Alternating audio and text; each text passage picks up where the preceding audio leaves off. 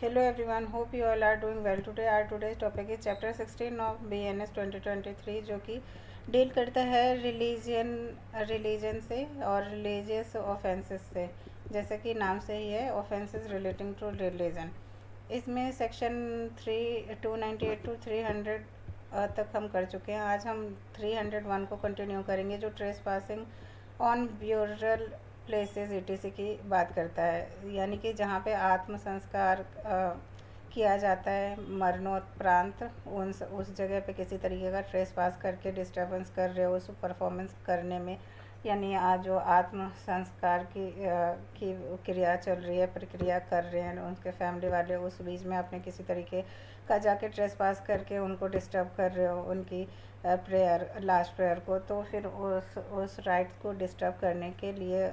उस व्यक्ति को सज़ा मिलेगी 1 ईयर की, और फाइन और सज़ा दोनों भी मिल सकती है। इसमें कहा गया है whoever with the intention of bounding the feeling of any person or of insulting the religion of any person, or with the knowledge that the feeling of any person are likely to be bounded, or that the religion of any person is likely to be insulted, thereby commit any trespass in any place of worship or any place of sculpture or any place set apart for the performance of funeral rites as a depository for the remains of dead, or offers any indigeneity to any human corpus, or causes disturbance to the any person assembled for the performance of funeral ceremony, shall be punished with imprisonment of either description for a term which may extend to 1 year, or with fine or with both. Section 302 कहता है uttering words etc with deliberate intent to bound religious feeling of any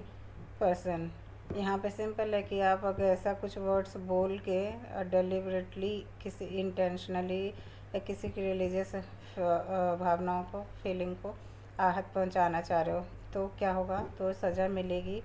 जिसकी imprisonment of term होगी 1 year की, और with fine और with both.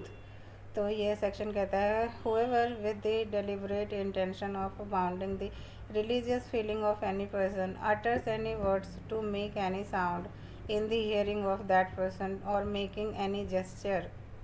in the sight of